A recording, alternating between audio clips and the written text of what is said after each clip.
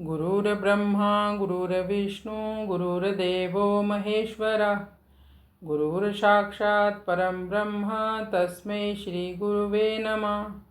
ध्यानमूलं गुरुर्मूर्ति पूजामूलं गुरुपदं मंत्रमूलं गुरुर्वाक्यं मोक्षमूलं गुरुकृपा। कृष्णं वंदे जगद्गुरु।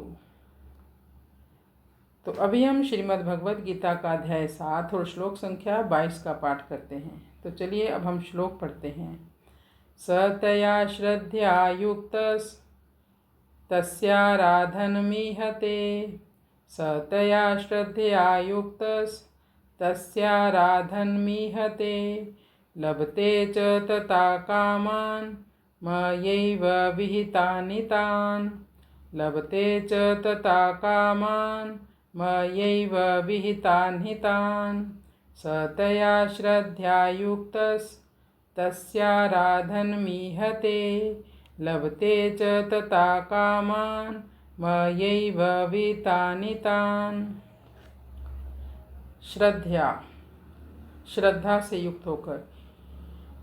सतया श्रद्धया युक्तस् मयैव विहितानि तान्। मेरे द्वारा दृढ़ की हुई श्रद्धा से संपन्न हुआ वह मनुष्य उस देवता की आराधना में लग जाता है और उस देवता से जिस कामना पूर्ति की वो आशा रखता है उस कामना की पूर्ति भी हो जाती है, यद्यपि वास्तव में उस कामना की पूर्ति मेरे द्वारा ही होती है।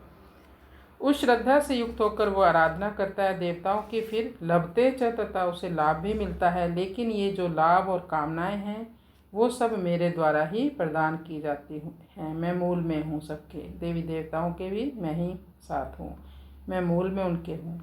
मयैव विहितानि तान्। भगवान कहते हैं यदि मैं देवताओं को कोई शक्ति ही ना दूँ तो देवता किसी की भी कोई कामना पूर्ण नहीं कर सकते, कोई फल किसी को नहीं दे सकते, किसी की कोई इच्छा पूर्ण भी नहीं कर सकते।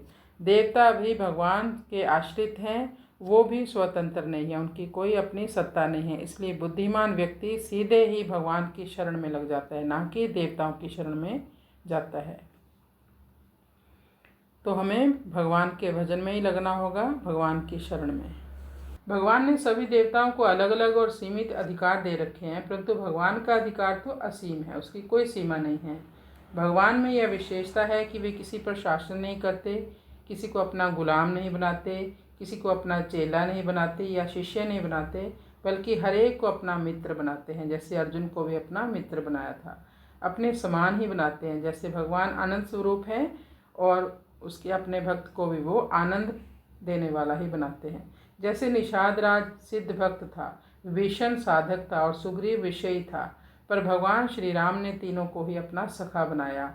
यह विशेषता देवताओं आदि किसी में भी नहीं होती, इसलिए वेदों में भी भगवान को जीव का सखा बताया गया है। गीता में भी भगवान ने अर्जुन को कहा है भक्तो असि में सखा चेती।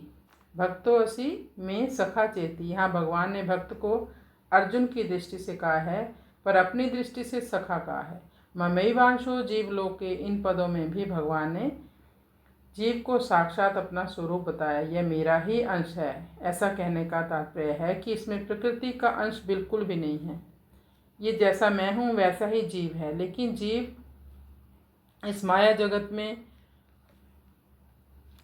ज़्यादा ही आसक्त होने के कारण वो अपने असली स्वरूप को भूल गया है।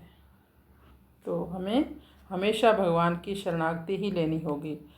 ये बहुत ही आसान है, केवल हरि नाम जप करें और सब काम भगवान पर छोड़ दें। जो आपको नियत कर्म मिले हैं उनको बिना फल की इच्छा से करते जाएं। तो कृष्णाय वासुदेवाय हरये परमात्मने प्रणतक्लेशनाशाय गोविंदाय नमो नमः। श्री राधा माधव की जय।